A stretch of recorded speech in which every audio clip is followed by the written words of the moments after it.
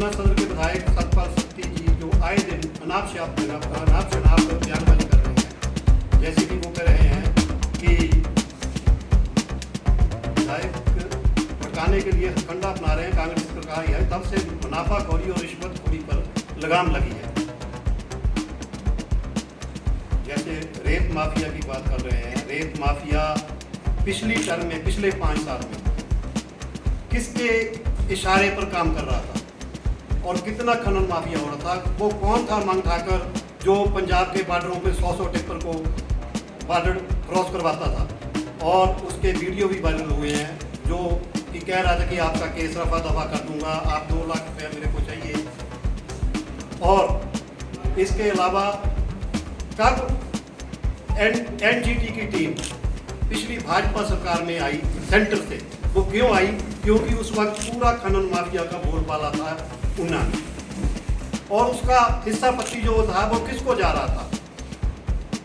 और सत्ती जी बताएं कि बनगर और जखेड़ा में आईटीएस स्कीमों के पास जो खनन हो रहा था उसको छलनी किया गया, वो किसके इशारे पर किया गया? वो कौन लोग थे जिन्होंने फतेहपुर में विरोध करने वालों पर घर पर हमला किया? साथ में सत्ती जी का भतीजा भी शामिल था। और सत्ती जी बताएं कि उमंग ठाकुर को लोगों से पुलिस के साथ मिलकर घोटाले करने वालों की छूट किसने दे रखी थी? जो लोग अवैध शराब का कारोबार कर रहे थे, कांग्रेस सरकार बनते ही उन पर नकेल कसी गई, उसकी भी तकलीफ सतपाल सत्ती जी के चेहरे पे साफ साफ देखी जा सकती है। सत्ती जी बताएं वो कौन लोग थे उनका बैनर लगाकर अवैध शराब का कारोबार करते थे, उन पर केस ना बने, इसके लिए पुलिस पर दबाव किसने बनाया था? जबकि कांग्रेस सरकार में इन अवैध कारोबारियों पर नकेल कसने से न केवल यह गोरख धंधा बंद हुआ, बल्कि हिमाचल सरकार का रेवेन्यू भी बढ़ा है, जिसका ताज़ा उदाहरण आपने देखा होगा कि 70-75 पेटी जो नकली शराब की पकड़ी गई थी महतपुर में, बटाला में पकड़ी गई थी, जबकि कांग्रेस की सरकार आने पर अवैध शराब का जो कारोबार बंद हुआ है, उसी की वजह से सत्ती जी बुलाए हुए हैं। सतपाल सत्ती जी बताएं क्यों उन्होंने एक अधिकारी को माउंट कार्मल स्कूल के साथ बाहर उनके सामने उन्होंने गले से पकड़ा, उसके एक कार्यकर्ता ने उस अधिकारी को थप्पड़ मारा, उसमें सतपाल सत्ती जी का एफआईआर में नाम क्यों नहीं आया? क्या कारण था? किसके दबाव में भी सतपाल सत्ती का नाम नहीं आया? भाजपा के राज में कितने ठेकेदारों को काम दिया गया? मानते हैं अभी भी कांग्रेस का ठेकेदारों को काम दिया जाता है, लाख रुपए की डीएनएटी बनती है, कोई बड़ी बात नहीं। लेकिन भाजपा राज में जो 40 लाख या 20 लाख के एस्टीमेट होते थे, उनको तोड़कर 1 लाख 75 हज़ार करके ठेकेदारों में बांटा जाता था, क्योंकि वह जो धंधा जो है वो बंद हो चुका है, इसलिए सत्ती बुलाए हुए हैं, यही कारण था। और सत्ती जी कहते हैं कि मैंने विकास बहुत करवाया है। आपने मिनी सचिवालय की 26 करोड़ की बिल्डिंग देखी होगी, एक पहली बरसात भी झेल नहीं पाई, वो उसकी जो छत है वो टपकने लगी है, उसमें किसकी मिलीभगत थी? उसमें से कितनी पत्ती सत्ती जी को गई? ये सत्ती जी बताएं। रायपुर सोहड़ा से बार सत्ती जी बोल रहे हैं, एक आदमी का बाजू काट दिया, उसकी एफआईआर लॉन्च नहीं हुई, उसकी जमानतें देने के लिए टाइम दे दिया गया। सत्ती जी बताएंगे रायपुर सोहड़ा में एक टिप्पर के नीचे आने से पर एक हरिजनों की लड़की जिसकी शादी को 1 महीना हुआ था, वो टिप्पर के नीचे आकर मर गई। सत्ती जी के दबाव में उस टिप्पर मालिक के खिलाफ एफआईआर दर्ज तक नहीं हुई, उल्टा उसके लड़की के भाई पर केस कर दिया कि आपके पास जो है ड्राइविंग लाइसेंस नहीं है। सत्ती जी हमें नैतिकता का पाठ पढ़ाएंगे। रायपुर सोहड़ा में ही एक कार के नीचे एक आदमी टक्कर मार के बेचारा कोमा में चला गया, 1 साल बाद उसकी डेथ हो गई। वो कौन था कार का मालिक जिसके खिलाफ एफआईआर लॉन्च नहीं हुई? किसके दबाव में नहीं हुई?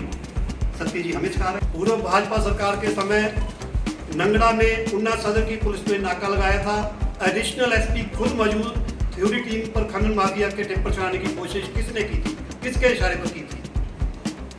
कांग्रेस से जुड़े लोगों पर सरेआम मारपीट की गई। जयराम ठाकुर जी ऊना आए, हमारे कुछ युवा कांग्रेस के कार्यकर्ताओं ने विरोध प्रदर्शन करने के लिए काले झंडे दिखाने की कोशिश की। सत्ती जी वहाँ खुद मौजूद थे और उनके इशारे पर हमारे युवा कांग्रेस के कार्यकर्ता पीटे गए। उनके खिलाफ FIR क्यों दर्ज नहीं की गई, किसके दबाव में नहीं की गई। संतोषगढ़ में अवैध खनन करने के विरोध में युवक के घर में घुसकर माफिया ने गोली चला दी थी। खानपुर में भी माफिया में हुए विवाद में सभा में गोली चली थी, जिनको सत्ती जी का ही संरक्षण प्राप्त था। उन्ना हॉस्पिटल में दवाई माफिया की बात करते हैं सत्ती जी। उन्ना हॉस्पिटल में दवाई के माफियों को किस भाजपा नेता का संरक्षण प्राप्त था। अस्पताल में दवाई की दुकान की बंटरवाट हुई थी। जिस व्यक्ति को RKS का सदस्य बनाया गया था, नियमों को ताक पर रखकर उसे ही दुकान प्लाट की गई और माननीय हाई कोर्ट के आदेश पर उस दुकान को निरस्त किया गया, जिससे सतपाल सत्ती व रिश्वतखोरों के मंसूबों पर पानी फिर गया। हमारा जो कांग्रेस पार्टी की सरकार जब से बनी है, हमारी पुलिस बड़ी मुस्तैद है, बड़े अच्छे ढंग से काम कर रही है। सत्ती जी कल बोल रहे थे कि 3 महीने पहले हमने उनको बदला था, रजादा जी वापस ले आए। पहले 5 साल तो वही अफसर यही रहे, आपने 3 महीने पहले बदला, दोबारा कांग्रेस ले आई, तो उसमें क्या बात है। आपके टाइम में भी रहे, अब आ गए हैं, उसमें आपको तकलीफ किस बात की है। तो संयम रखें, सत्ती जी इतना बुखलाए नहीं। वो तो ऐसे बुखला गए हैं जैसे उनकी कोई चलती हुई दुकान जिसमें उनको बहुत भारी मुनाफा हो रहा था, एकदम बंद हो गई। ऐसा क्या कारण है? आपने भी कल देखा होगा, उनकी इतनी बुखलाहट थी जैसे उनको मानो कोई 20-25 लाख रुपया पर मंथ आ रहा था, वो अब बंद हो गया है। उसकी वजह से उनकी बुखलाहट थी। उस टाइम एक कहावत थी पंजाबी में कि उन्ना टू संदोगढ़ 26 टक 1 लाख। ये उस वक्त की कहावत थी। सत्ती जी अपना टाइम याद कीजिए। अब अभी जुम्मा 7 महीने हमारी सरकार को बनी हुई है, सफर बहुत लंबा है। आपने जो जख्म कांग्रेस पार्टी को वर्करों को दिए हैं, उनका अभी हिसाब होना बाकी है। आप संयम में रहें, कृपया पुलिस को अपना काम करने दें, उसमें हस्तक्षेप मत करें। तो यही मेरी उनसे गुजारिश है।